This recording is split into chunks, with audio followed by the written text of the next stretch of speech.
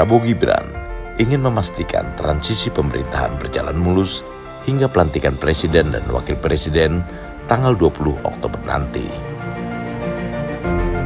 Berbeda dengan masa transisi presiden-presiden sebelumnya, masa transisi Prabowo Gibran dilakukan dengan 3 pendekatan, yakni Prabowo Subianto sebagai presiden terpilih tetap menjalankan tugas sebagai Menteri Pertahanan, sehingga selalu berhubungan dengan Jokowi sebagai presiden yang akan digantikan.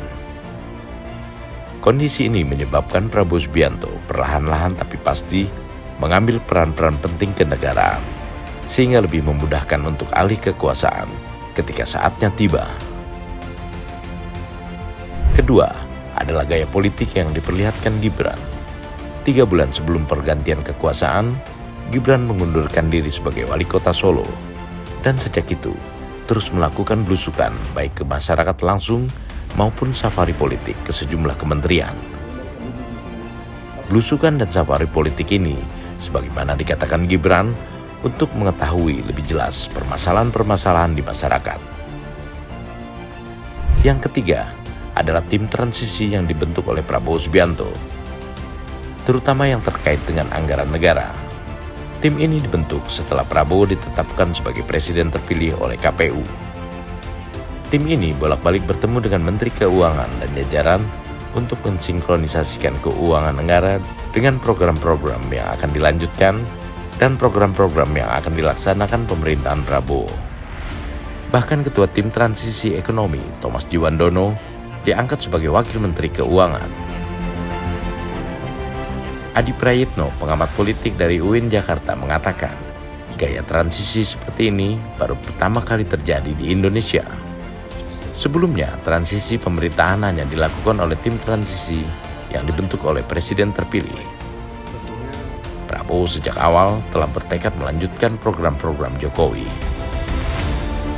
Selain itu, Prabowo Subianto terus membangun konsolidasi dengan elit dan akar rumput, serta menjaga situasi politik dalam negeri tidak mengalami kegaduhan selama masa transisi. Prabowo tidak pernah melontarkan pendapat yang bisa membuat gaduh. Prabowo Subianto bisa disebut sebagai presiden masa transisi karena menurut kabar dalam sidang-sidang kabinet, posisi duduk Prabowo sudah saling berdampingan dengan Jokowi saat memimpin sidang. Sementara kehadiran Prabowo dalam peristiwa-peristiwa penting di tingkat global semakin meyakinkan banyak pihak, baik nasional maupun internasional, bahwa peralihan kekuasaan antara Jokowi ke Prabowo Subianto akan berjalan dengan suasana sejuk dan tanpa gejolak politik apapun. Dari gaya politik Prabowo selama masa transisi, tampaknya dapat memupuk harapan publik bahwa Prabowo akan menjalankan amanah sebagai orang nomor 1 di negeri ini dengan tulus, tegas, dan berani.